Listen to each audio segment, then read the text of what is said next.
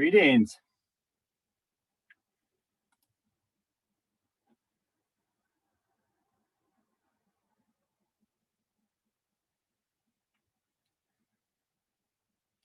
Representative McCray, can you hear me okay?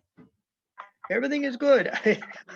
I've been panicking because for some reason, the Zoom links to this and a couple of other Zoom links come in as postmaster undeliverable postmaster legislature. But I panicked. I emailed and texted Seth thinking, Seth, get me in here. I missed last week and I didn't mean to, but I'm here early. Great. Well, you're early, no problem. I'm Andrew, so nice to meet you. Likewise. I'll be manning the logins here. I'm actually going to go off video for a few more minutes. Yeah. Okay. Very good. I'll just leave it on so when I hear things, I'll start paying attention. Sounds good. Thanks. Good. Good to meet you.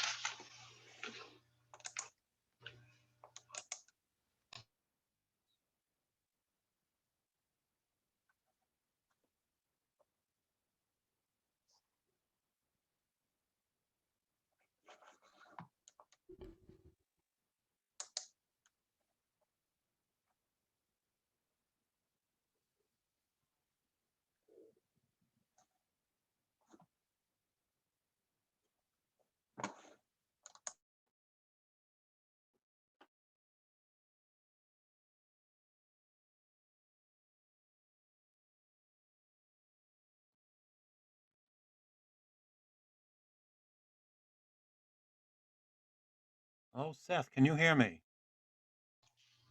I can. Hi, Walter.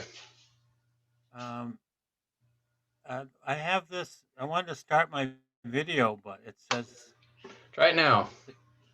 oh, is that intended?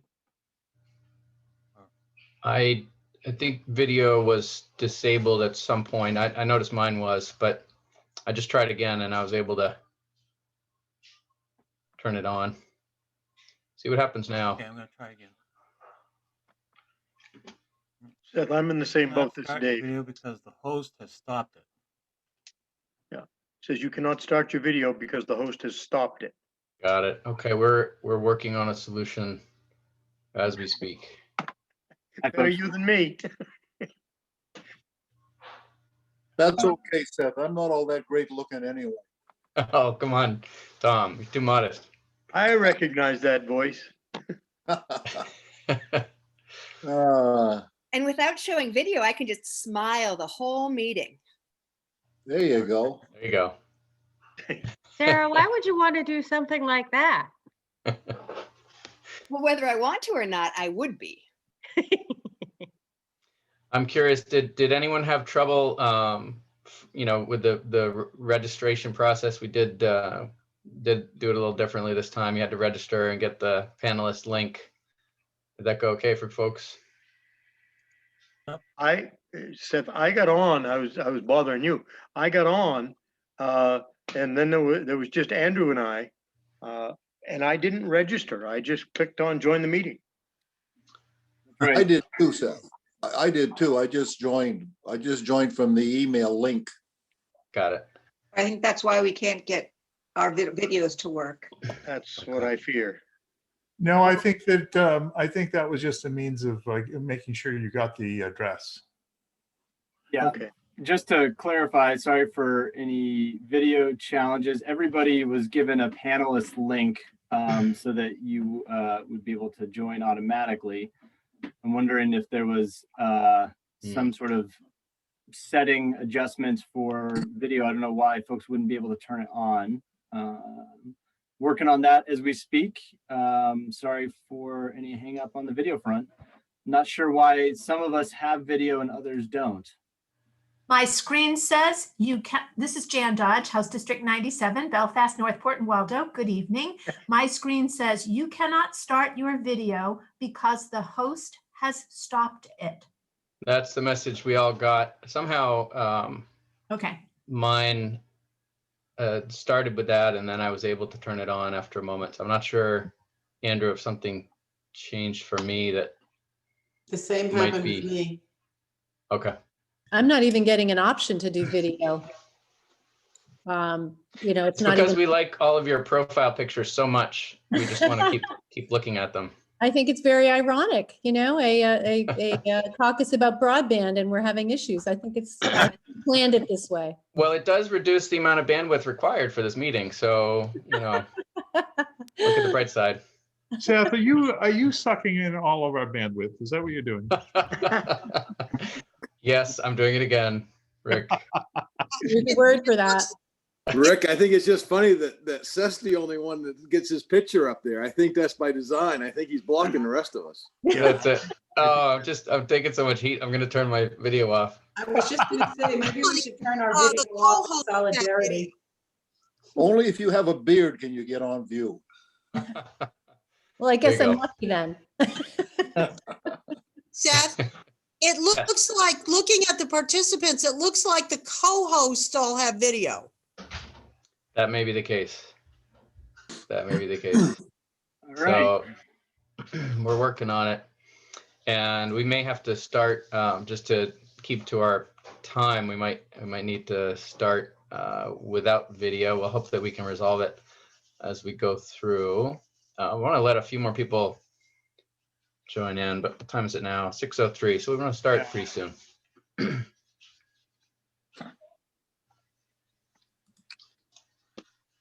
There, do I look better now? Senator Bennett, will you try turning your video on now? I'm making everybody a co-host. Hey, I think it worked for me. And now I do what? Make everybody a co-host. How do I do that? No, I'm doing that. You, Representative Representative Barry and Senator Bennett, if you all don't mind kicking things off, walking through the agenda that we've discussed, and I will go through and make everybody a co-host so that folks can turn their video on, and I will give you notice when that happens for everybody. Sorry for the delay, folks. You should get a message, I think, when you become co-host. But anyway, so great. All right, we will jump right in. And thank you, Andrew, for running point on the technical stuff. So welcome, everyone. Great to see you all, even if I don't really see you. And we want to make sure to keep to the 6 to 7 timeframe that we promised for this. I'm pleased that you could all join us again for this, our second meeting of our every other week bipartisan, multi-partisan Broadband Caucus. And today we will be just doing a little review of the previous meeting, the survey responses we've received, the website. Andrew and Tracy will be walking us through that. We want to give new participants a chance to introduce themselves.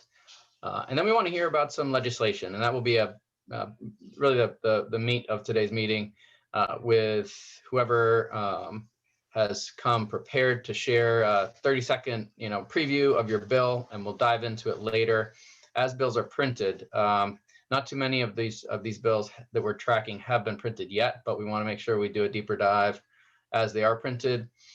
And we will review a couple in a little more depth today after the 30-second go round. I'll talk about a couple of mine, Walter Reisman, David McCrae, and we'll talk about one that Trace Stewart is sponsoring as well. And we may want to just touch on the budget. I think it would be useful, perhaps, given that we learned recently that the budget contains a proposal for a $30 million bond from the governor, to just revisit that topic briefly. Senator Bennett did talk about a proposal of his for 100 million. So we wanted to just touch on that question.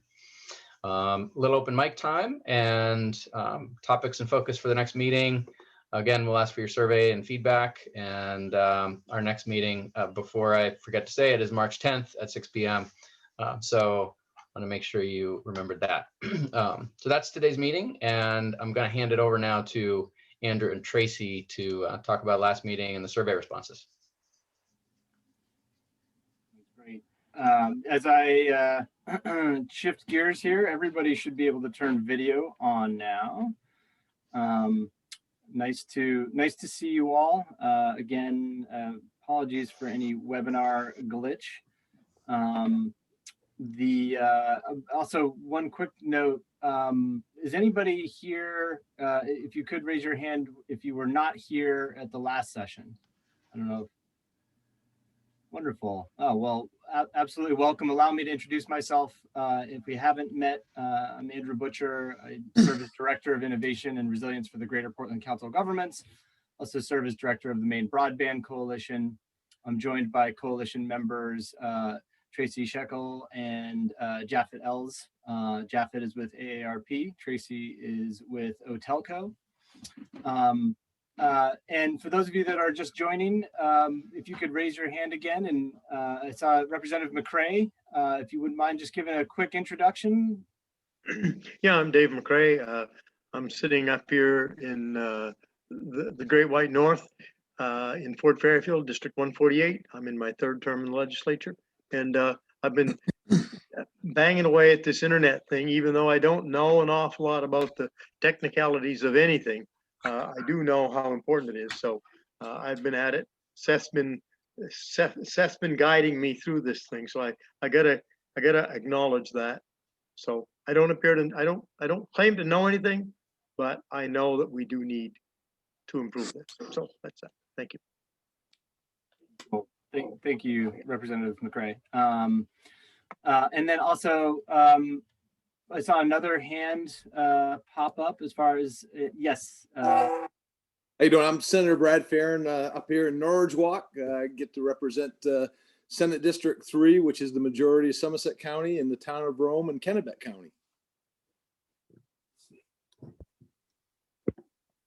Thanks very much for joining. And Representative Schofield, I see you waving your hand. I was just waving at my good friend, Senator Farron. Thank you. Such a jovial bunch. Wonderful. As we so Representative Scott Cuddy is up there. oh, thank you, Senator Bennett. Representative Cuddy, if you wouldn't mind giving a quick introduction as well. Thank you very much for the good eyeball, Senator Bennett. I appreciate it. Yeah, my name is Scott Cuddy. I'm a representative House District 98, which is Winterport, Frankfort, Searsport, and Swanville.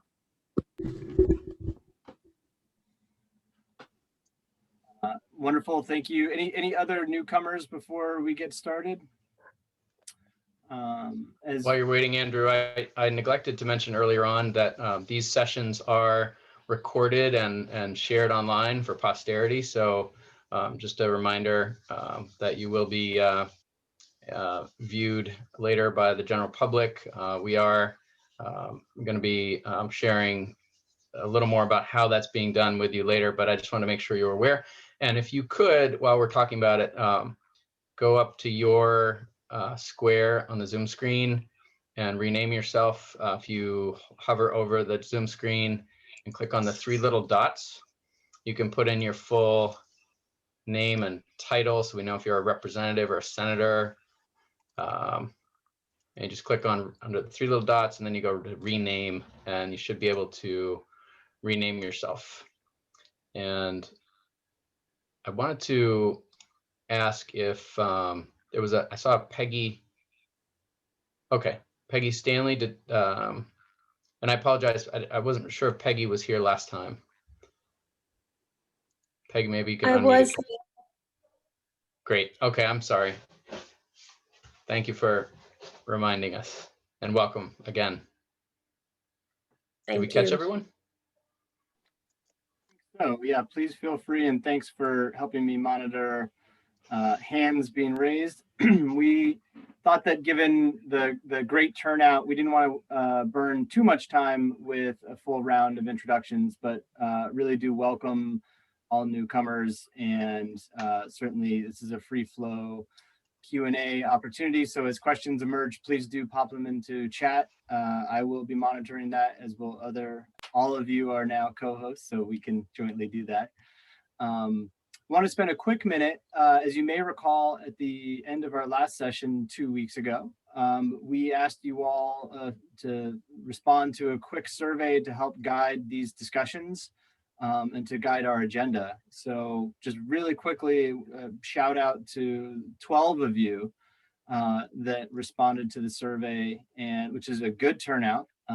It will stay open, so if you have feedback or thoughts or suggestions, please do so. We'll share the link again at the end of today. A couple things highlighted for us. I'm not going to go through the full response, but I do just want to reflect back to you that several of you noted, kind of first and foremost, how much you don't want to spend time understanding why broadband's important. You want to understand how we get there. And in particular, several of you noted how important it is for there to be bipartisan participation around any legislation and in this caucus. And so far, it's really encouraging to see that level of bipartisan representation. And so those were a couple high-level cross-cutting themes. Some of you have some very specific questions regarding cost reduction and regulation, which we'll go into. Some of you flagged the desire to sort of better understand what we're sort of thinking about, some myth busting, or how do we think about addressing new technologies, which is really validating. Just so you know, all of that is sort of baked into our agenda and schedule over the course of the coming couple of weeks. We'll be doing a deep dive on some technology. We'll be bringing in some best practice examples from around the country, and tapping into a level of expertise with the coalition. And to the point around bipartisan participation, one of the thoughts that we had, and Tracy, I know you'll help me articulate this better, is that we really encourage you all to think about how to invite a friend to these sessions. Someone who you think could be interested in broadband has expressed a concern around connectivity, you think that might share an interest that maybe wouldn't come to this caucus otherwise, really welcome you to think about inviting a colleague and a friend from either side of the aisle that you feel like would benefit from being here. And we'll lean on you in many ways to ensure that this caucus has as bipartisan a representation and bicameral as representation as possible. To that point, I just also wanted to highlight on the Broadband Coalition website, I'll paste this link in just a quick minute. We are also putting a map on the coalition's policy page of each of your districts when you participate. So for every time you come to a caucus session, we'll be highlighting that on a map on the coalition's website, just so we can demonstrate the level of geographic and cameral priority around the issue. Tracy, anything from your standpoint that I'm missing? No, I think I would like my mic is on, right? Good. Usually I forget to do that. I would like to emphasize that the next session, which we'll probably talk a little bit more at the end, would be a really great session to bring a friend because it's going to be technology oriented. There'll be a bit on what exactly is fiber. We're going to talk a little bit about pole attachments and address some of the other technology questions and open access, dark fiber questions that you guys have had. So that would be a great time to bring a friend. And do we want to talk about the interviews now? You know what? We're actually going to get to that in just a quick minute. Okay. Then I'll stop. No, but thank you. Just to sort of prime the pump on that, we've talked about, we can't provide you food and beverage, but we are trying to think about how to nourish you all. And so Tracy will speak to that as we kind of wrap up and walk through some of the legislative highlights. With that, any questions before we change gears? Our next section of the agenda will be to talk through a couple legislative highlights of proposed bills. Any questions? Great, seeing none. We started last session talking through a couple of Senator Bennett's bills, which no doubt we'll be coming back to in future conversation. And for those of you that have proposed bills, and for those of you with some printed bills at this stage, as Representative Berry highlighted, we wanted to make a little bit of time to unpack those and share some of the thinking and strategy and logic through those bills. And Representative Berry, it feels like a great time to hand to you and walk through the bills that you've proposed. Great. Okay, we'll do that. And we do want to make sure we reserve time for a quick go around, hopefully 30 seconds preview of everyone's bills tonight. We're going to do our best to make time for that. So I'll be brief about my own. Before I jump in, if you are still unable to turn on your video, could you just in the chat send a message to Andrew and he will take care of you. I think there may have been at least one person still needing to do that, and you might need to try again if you were unable to earlier.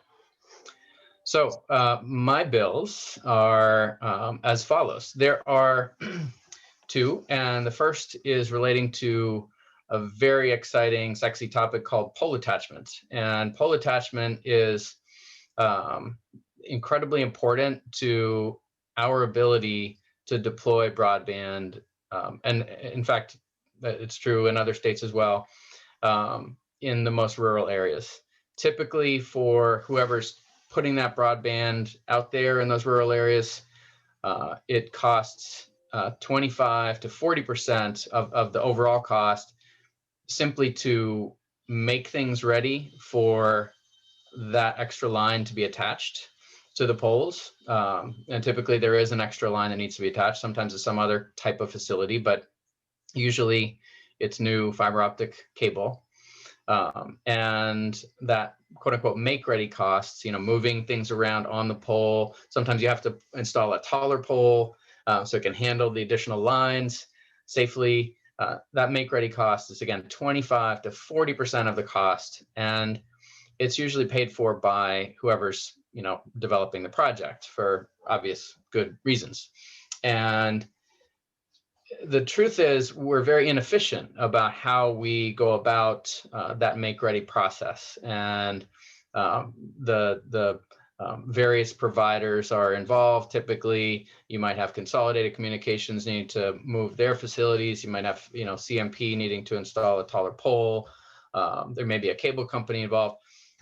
If in some instances, obviously, we're not building over cable for the most part, but the point is there's a lot of work. It's very inefficient.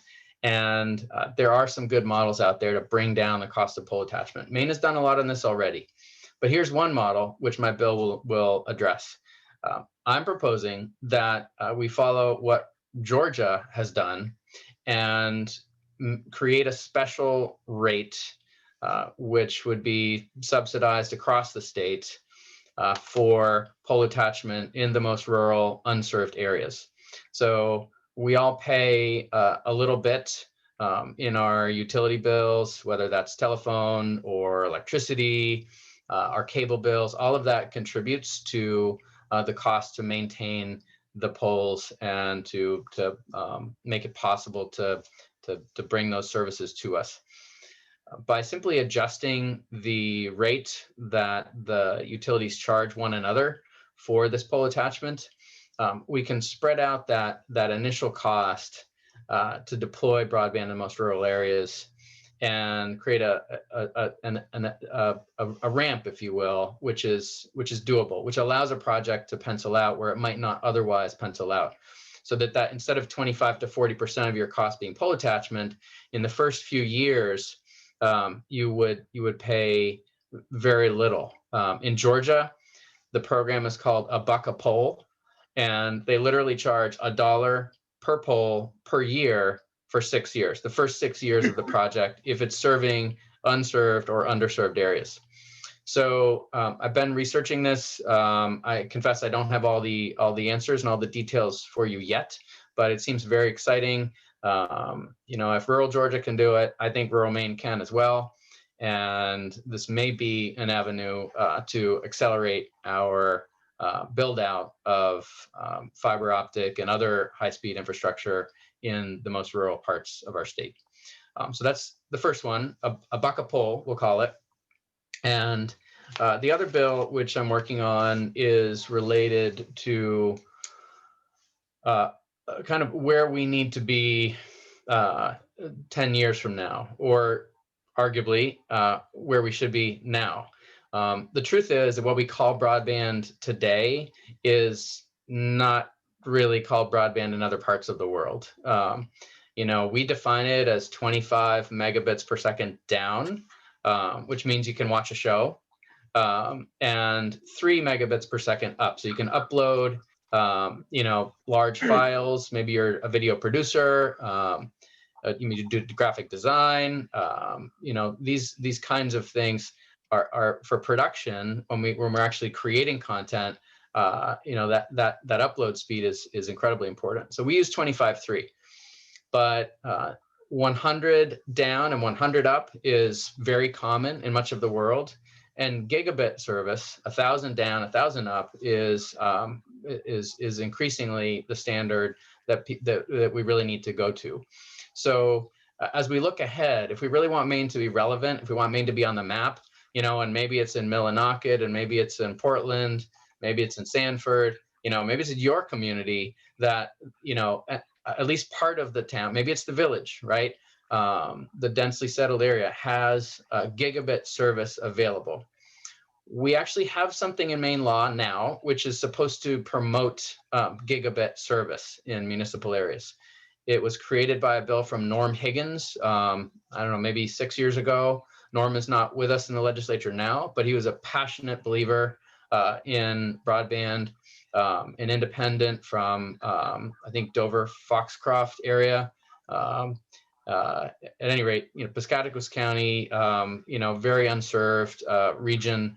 And Norm wanted us to go not just to, serving the whole state with 25.3. He wanted gigabit service because he saw where we needed to be. He wanted to skate where the puck is going. So I'm looking at what he created and the fact that it has been stagnant, that it hasn't worked for a while, and looking to revitalize it. We want to make some changes so it's administratively a little easier, so that we can channel perhaps some federal money, so we can channel perhaps some state money as well as private money, to really make that possible. It will require effort by the municipalities. This is not something we're going to just pay for entirely from the state. We might contribute a little, but our priority, I think you'll agree, needs to be getting it to people that don't have anything. But just imagine if we could really push portions of the state into that gigabit symmetrical service and bring the kinds of businesses and entrepreneurial activity and young people and vitality that they have in other parts of the world and other parts of this country. I'm fascinated by Chattanooga, for example, which has ultra high speed symmetrical service. It's called the Wired City, and this fairly backwater economy in Tennessee has just done tremendous things with entrepreneurship, with innovation, because they invested in truly high speed symmetrical service. So the Municipal Gigabit Network Fund is the slightly ungainly title of that fund, and we will be looking at revitalizing it. I'll keep you posted. It's likely to come to the Energy, Utilities, and Technology Committee, as is the other one I mentioned, the Buck Up Whole bill. So we'll try to keep you posted there. And I think that, we probably, given the time, we could maybe just clarifying questions. I don't want to, get into, too much policy exchange. I'm welcome any discussion with anyone that's interested. Maybe you want to co-sponsor, please talk to me outside of this meeting if you're interested. But clarifying questions before we go on to Walter Reisman and David McRae's bills. So should you be finding yourself wanting to talk and think more about One Touch Make Ready, and boy, this poll business sounds really fascinating, I want to learn more about it, which people have those conversations. We too will be having some of that conversation next week. And there was mention of Chattanooga in Georgia. We have reached out to operators and stakeholders in those places to see if they'd be willing to join as guest speakers and share a little bit about their experience, especially as we talk about the future, and as Representative Berry said, skating to where the puck will be. So just so you know, if you've got those questions, I do see a question regarding Norm Higgins' bill and if it was passed. Yes, thank you. Great question. And it was, and unfortunately, it suffered the same fate that many good intentioned bills do in the legislature. A fund was created with wonderful purposes, wonderful structure, wonderful intent, but it has languished with only $500 in it. And, that does happen. I think the hope was that, maybe some private philanthropic money, some federal money, and even when times got better, some state money could go into it. But Representative Higgins' dream so far has not been fulfilled. So we are going to try to carry his torch forward. Any other questions before we change gears here? Seeing none, thank you very much, Representative Berry. Exciting times. And just to clarify, it was in reference to LR 1883 and LR 1732. Those are the current resolutions, correct? Okay. I try not to keep track of LRs because I have enough trouble keeping track of LDs once they become printed. So, but I'm sure that's correct. Thank you for saying that out loud. Appreciate it. Very good. Well, then we're going to hand to Representative Reisman, if you wouldn't mind speaking through what is now LD 80. Yes, thank you very much. Would it be possible for me to share a screen with a brief presentation about that bill? Okay? Yes, you may. Okay. You should be good to go. You should be good to go. All right, let's see what this does. Okay. this is the bill. It's been printed. It's due to be heard. And it kind of piggybacks a little bit on what Seth was saying. The purpose of it is to clarify the meaning of unserved areas in regards to broadband coverage. Next slide. So it provides clarity over the meaning of unserved and underserved. The rules right now just talk about unserved areas of the state. Unserved in my bill would be clarified to mean any area where access to broadband is not available. And adding the definition of underserved, which can be defined as locations having access to broadband, but where the service is less than adequate to meet reasonable customer needs.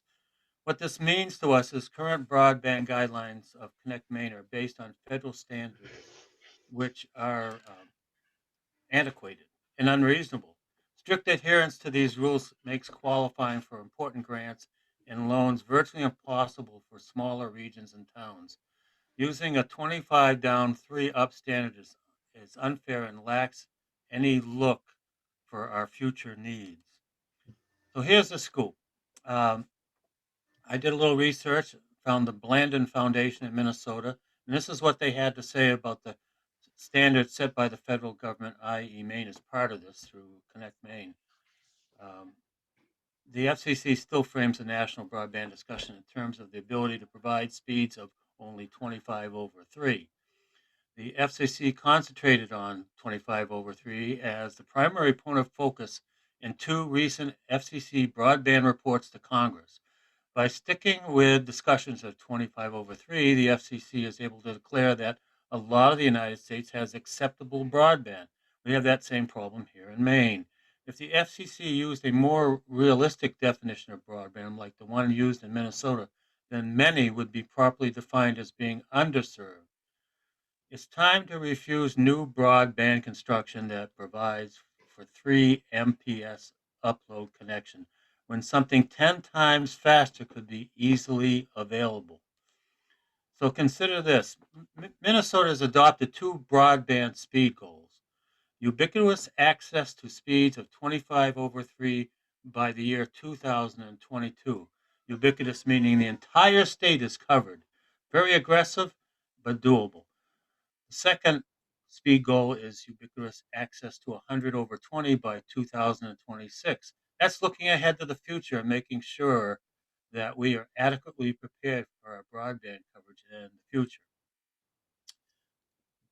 You may know this already, and some people, they don't want to hear about this because they've already heard about it. But I'll just briefly recap it because I'm almost done.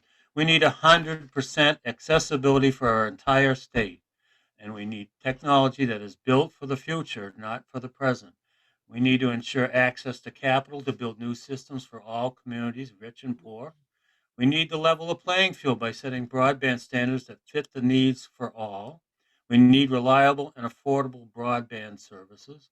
We need to make sure that essential services such as telehealth, education, and business needs are more than sufficient to provide for a community economic, this is getting cut off, and community and economic growth. Last but not least, my bill is an important step to help ensure our communities are provided a prosperous, healthy, and safe future. The time is now because this bill is being considered soon. It's printed, ready to go, and your support would be greatly appreciated. That was the 3 minutes that Seth said I had. So how did I do, Seth? Great job, Walter. Excellent. I'll stop the share. Thanks.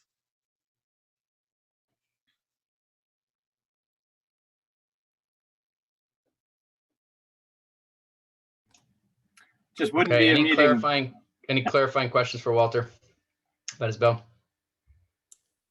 I had a question and I apologize that I didn't look at the bill just now. But my question is, are we still allowing the Connect Maine Authority to then determine what the those thresholds are, the up and down speeds, once we sort of verify that, okay, this is what we mean by unserved and underserved? Are they still allowed to determine those speeds? which they can you want do me to- annually right now. I know. Yes, I'll answer that if you want me to. The answer is yes, they are allowed, but they make reference considerably to the fact that they follow the FCC guidelines, which are 25/3. So they are rather reluctant to adjust those standards at this point. This bill would require it. May I add just a comment? Yes, I don't know if we want to have a full discussion, but I actually was able to serve on a panel about broadband this week with the woman who runs the Minnesota office that's parallel to our Connect Maine Authority. And what she mentioned in their grants that I haven't had time to research, but it was exciting to me, is that for a project to score highly or to be eligible, it has to be scalable to 100/100. So it could be meeting 25/3 right now as a service they provide, but if it can't scale, then they're not going to fund it. That way they don't end up with, too much copper out there or something else that's not fiber. So I thought that was a really interesting way of moving the bar without shocking companies that suddenly what they're doing is not working, but they have to be thinking about the future. So I'm just putting that out to this group because it was something I learned this week that made me excited. Great. Thank you, Nicole. All right, seeing no other hands, wave now or forever hold your, Representative Osher. So A clarifying question? Yes, my question is, your fund is looking to have it would go for projects that are 100/100, or is it to try to get everyone to have 25/3?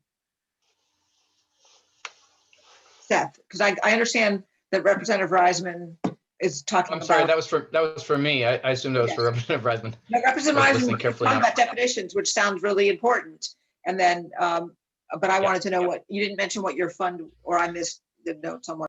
So this is really a subset of our effort, right? So Connect Maine, as Walter has pointed out, is using a 25/3 definition. They are very interested in projects that go beyond that, certainly, but in defining where the need is greatest, that is the standard they use. What I'm proposing is that we revitalize Norm's bill, because what Norm's fund was really about going to the next level, right? Really taking it to what he called ultra high speed. And that's actually in statute now, in that section of statute, ultra high speed. And, making that more available in certain parts of the state. But it's, our priority has to be, I believe, and most of my district is covered, but I do think that we have to prioritize getting something to the people that right now have nothing. So but I believe we can walk and chew gum at the same time. And by having this structure and improving the structure, we can create certain parts of Maine that are really destinations for those that need the truly high speed, the ultra high speed. So getting back, so in definitions, ultra high speed means 1,000/1,000? Gigabit service. Okay. Yeah. Seth, I just wanted to weigh in here. I think what you just said a moment ago was accurate, that there are places that have very little. For instance, where I'm sitting here right now, my speed is 5/.4, 5/.4. And I'm in pretty good shape, but there's a lot of folks in this district that don't even have that. And so I think it's important that we do what you just suggested. Thank you. Great, thank you, Tom. Okay, any other questions? We're gonna, David McCrae from up in Fort Fairfield is gonna talk about his bill soon, but any, wave now or forever hold your hand. If you have a question, clarifying question about Walters, seeing none. Okay, we're gonna go over to Dave McCrae. Yeah, thank you, Seth. I'm Dave McCrae up in Fort Fairfield. My bill is LD 80. It's a long title, an act to promote economic development and critical communications for rural family farms, businesses, and residents by strategic public investment in high-speed internet. This has been a 3-term endeavor of mine. I put it in following the former Representative Bob Saucier out of Presque Isle. And it got funded, I think, $1 million the first session. The next session, it kind of got carried over, et cetera. This last, in the 129th, it was going along quite well in EUT, and it got amended, which was a really great synergistic amendment that would use the newly enacted, sorry about the phone, but I'm going to leave it. The newly enacted sales tax on broadband sales, internet sales, which is perfect because if there's money coming in from internet sales, some of it going to expand internet, it couldn't be more perfect. Well, and so now the bill is 1/3 of those sales, which is about $8 million. However, there's some debate as to what it would really mean. It's already been assigned an LD number. It's LD 80. We've had our hearing. We've had our first work session.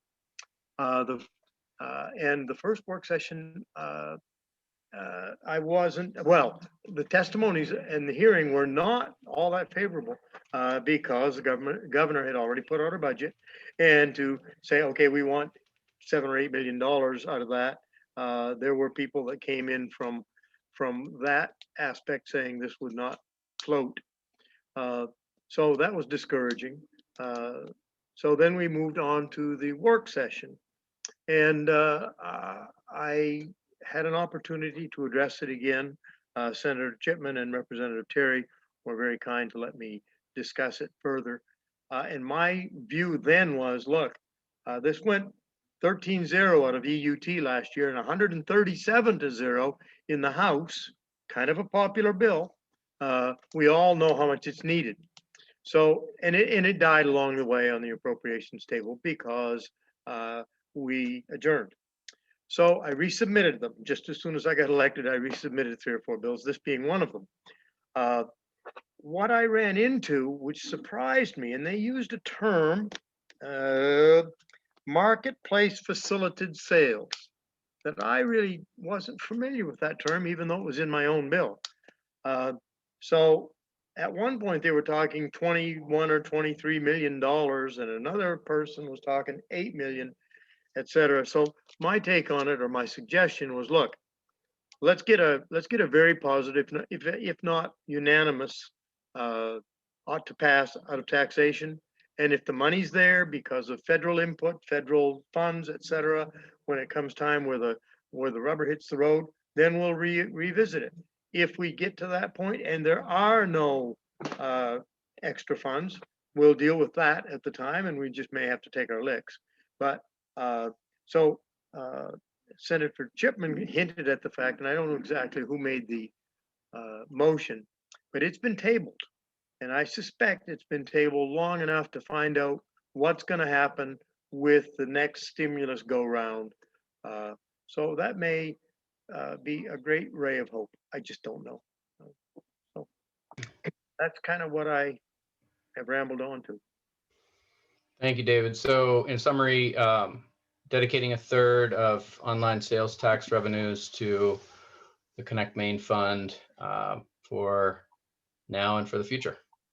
Yeah, I don't know what that facilitated marketplace really means, whether that's Amazon taking care of some company out in Iowa and them being the go-through company, if they are the facilitators of that. I suspect that seems to make sense to me. I could be wrong, but I think it has to do with the affiliated Amazon affiliates who sell. They're small, often home-based sellers, Right. but they use Amazon. And physical presence has always been an important component of how we assign online sales tax revenues. So yeah, we could go down the taxation rabbit hole, but I think that's basically what you're being dragged into down there. And maybe we should keep it on a little more on the broadband side. The basic idea here is, and what was the sum again, Dave? Well, per year? that last year was 7.1 million. And as broadband expands, as internet expands in Maine, of course, it's so self-fulfilling, it will grow. Right. And it was repetitive. Right. There was some comment made about the fact that at this point, it's not going to be a repetitive type thing also. So that came from the governor's emissary, whoever that Great. was. Okay, we are quickly running out of time, so I'm just going to see if there's anyone who's just dying to ask Dave a question. If not, you should absolutely follow up with him.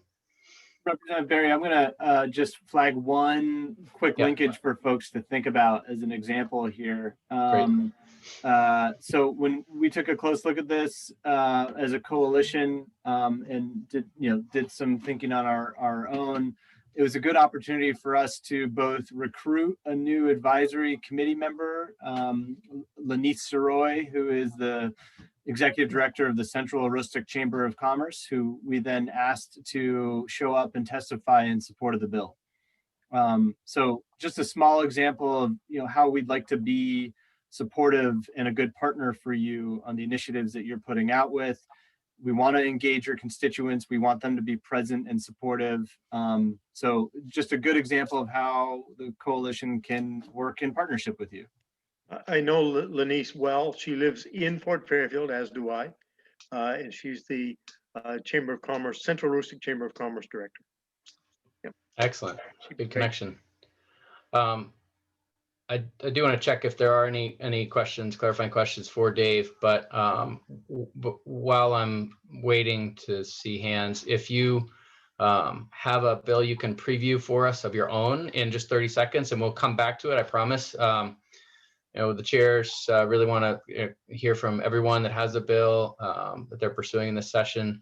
Could you please either, put your, probably the simplest thing is just to say, I do, in a direct message in the chat to me, or we'll ask for hands to be raised in a moment. But any other questions for Dave? It's all printed. It's LD 80. If you want to look it up, you can get the whole scoop, testimonies and all. Great, thank you, Dave. So as with any bill from taxation for new members, what would happen is it would be reported out. If it does survive the vote in the House and the vote in the Senate, then it would go to the special appropriations table, where the Appropriations Committee would need to consider whether they could find that $6 or $7 million in surplus after they've passed the biennial budget. So that's always the last and sometimes the toughest challenge for bills like this.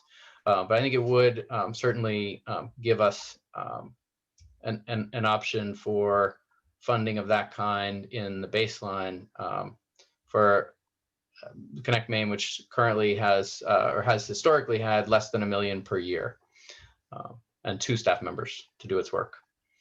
So let's do a lightning round, and I think if we could.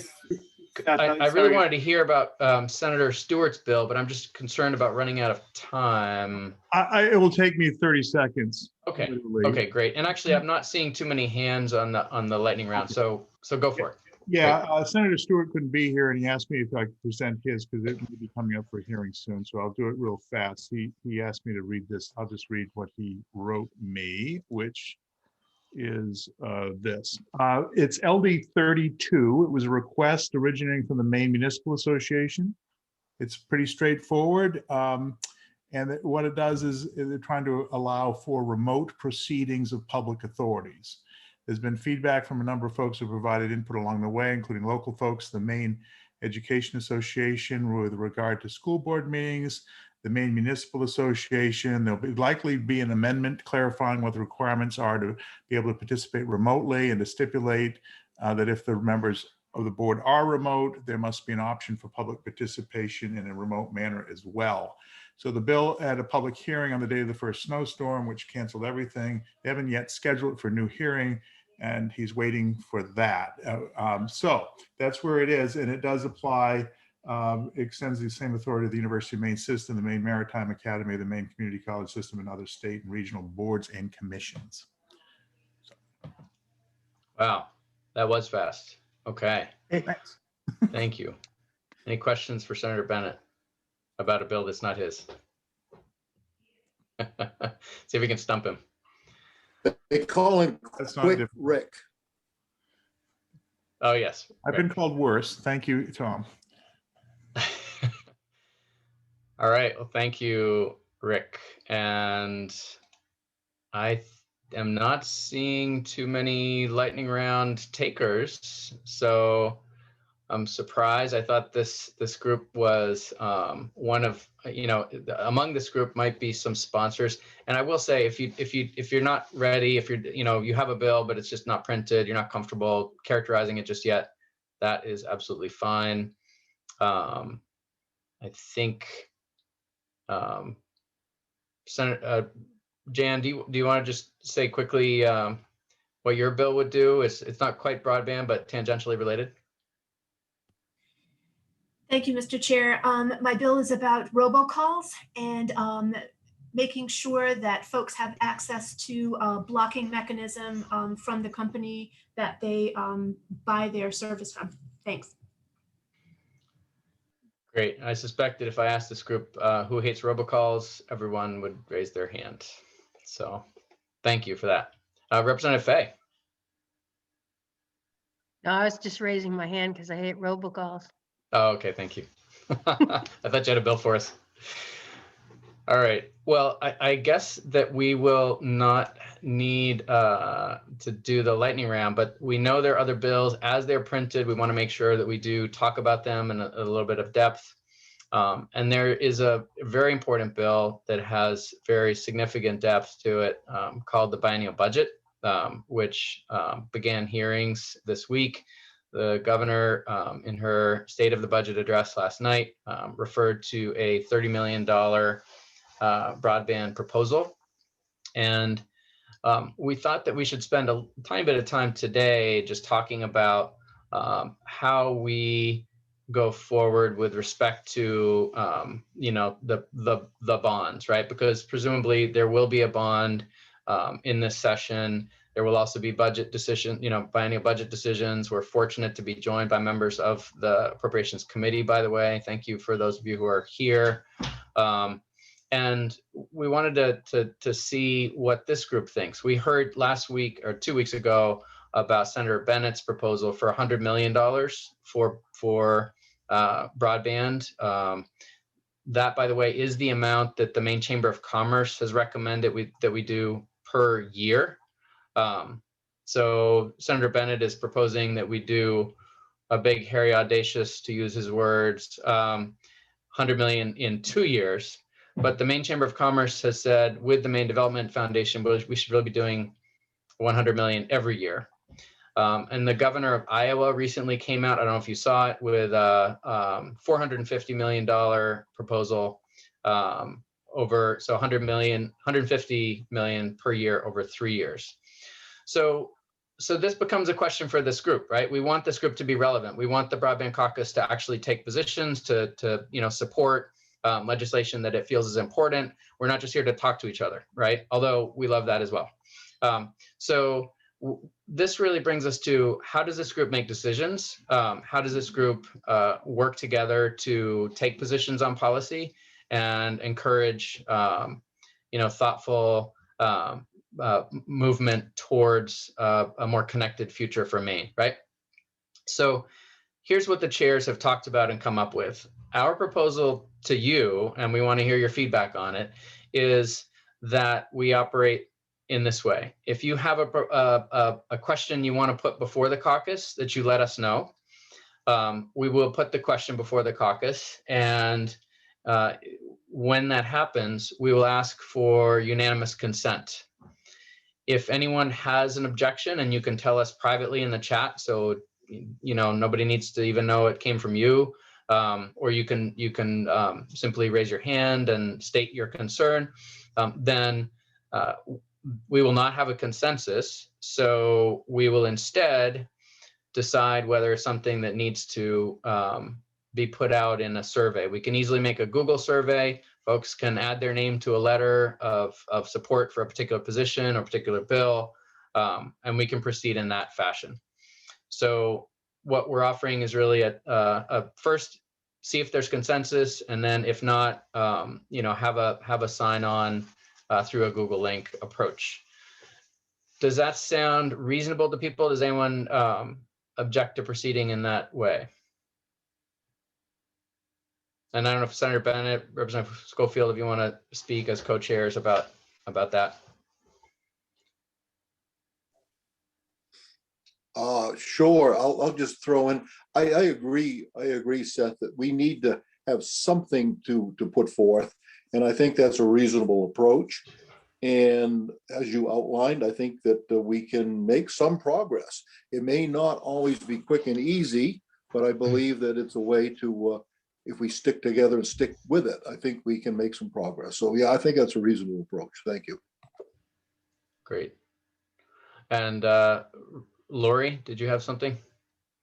Yes, I see we're very close to the end, and although I do not have a broadband related bill in its words, I do have a bill. It's LD 198, an act to improve Maine's tax laws by providing a property tax. Oh no, sorry, that's not one. That's the wrong one. Sorry, I have an LD, which I don't remember the number right now. It's a tax fairness, and it would raise $30 million by taxing higher income. So it would have a graduated tax, more tax the higher the income people earn. And so, and it would bring in $300 million in revenue. And so since many of these things are being proposed cost money, that's how Thank you. Kind of help the broad.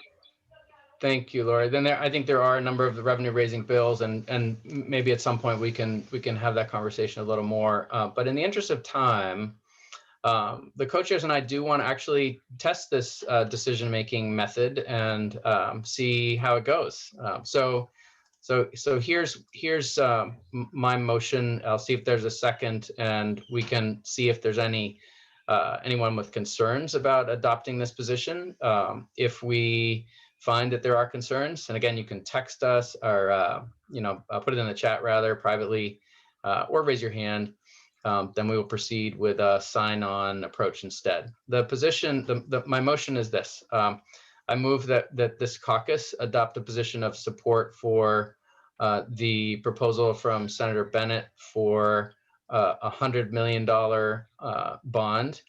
I think the language in our letter supporting his bill can be somewhat vague. It doesn't have to go into the details of the policy. I think we all need a little more time to look at the exact language he's proposing, but having heard about it, I think it's fabulous the way he's describing it. But certainly doing at least half as much as the Maine Chamber and Maine Development Foundation have recommended seems reasonable to me. And so I wanted to ask if anyone has discomfort with taking that position as a caucus.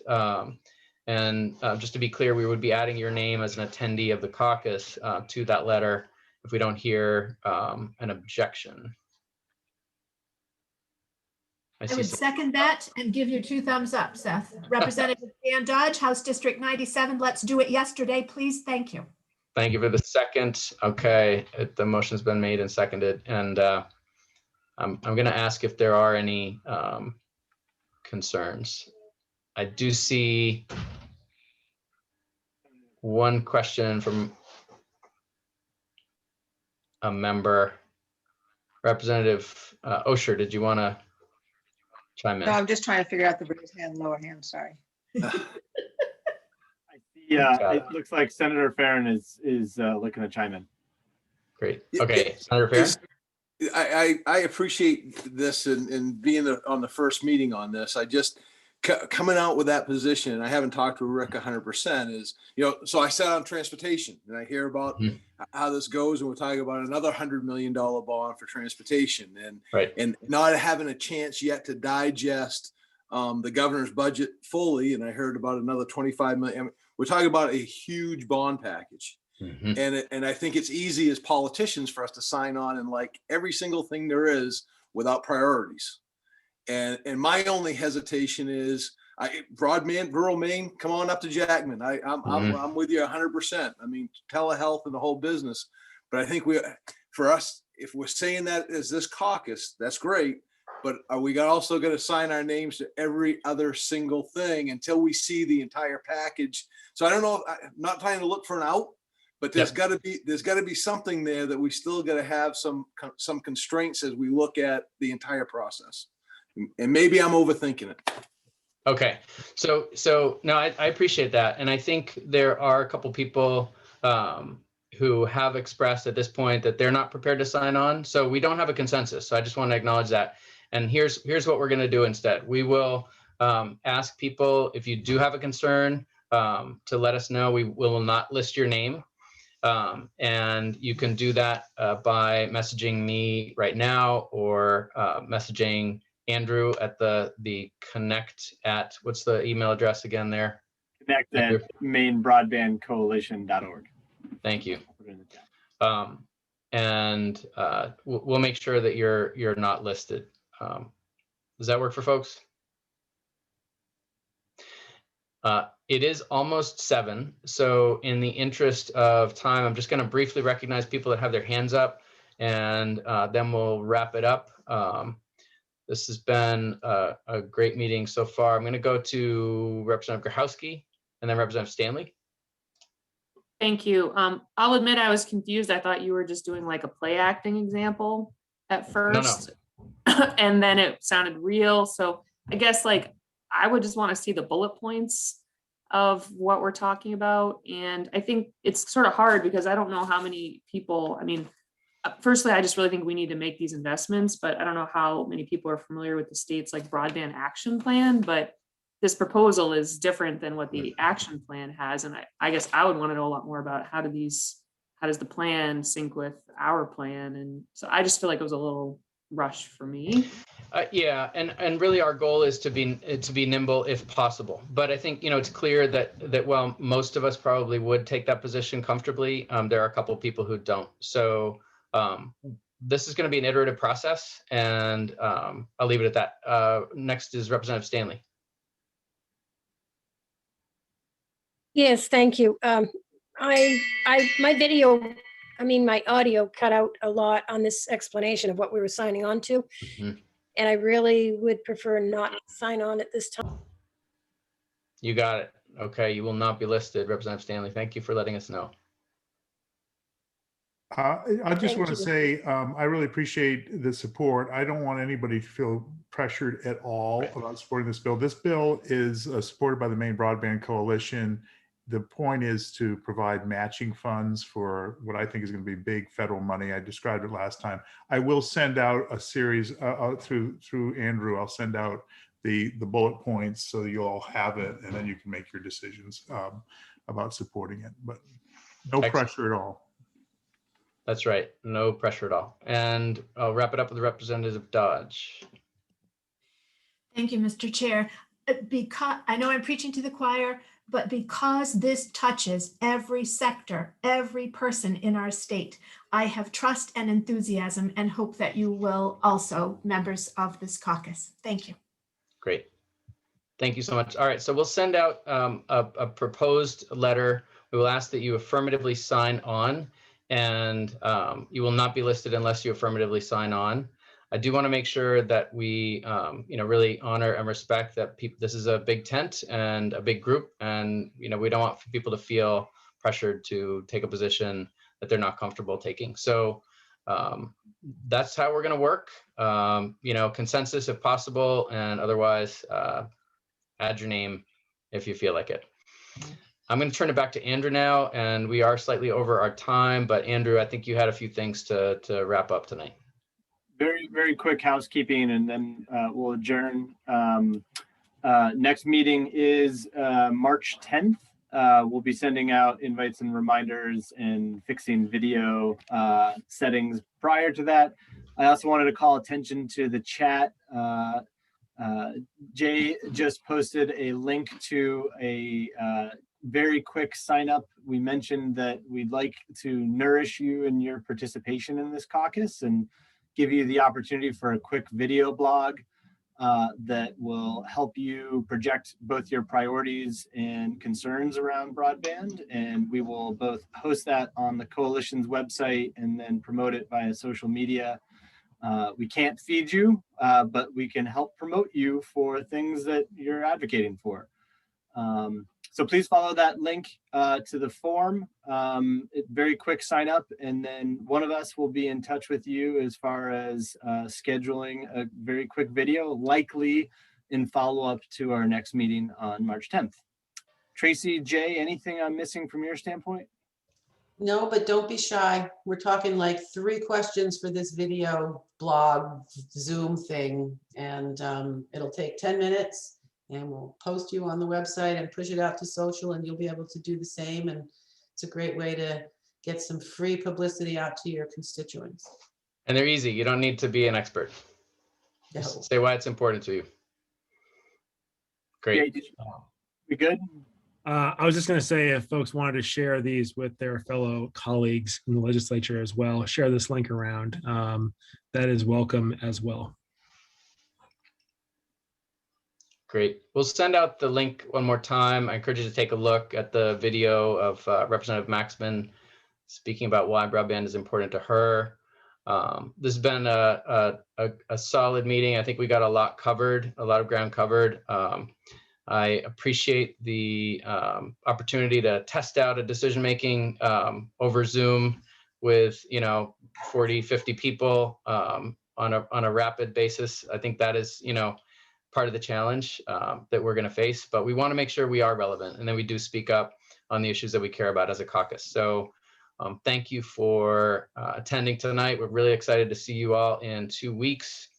And Representative Schofield, Representative Bennett, anything else? Thank you, everybody. Just I really appreciate your taking your time on an evening. Wow. Yes. Let's all go have dinner. This is what we do. Thanks, Bye, everyone. everybody. See you soon. See you soon. Good, everybody.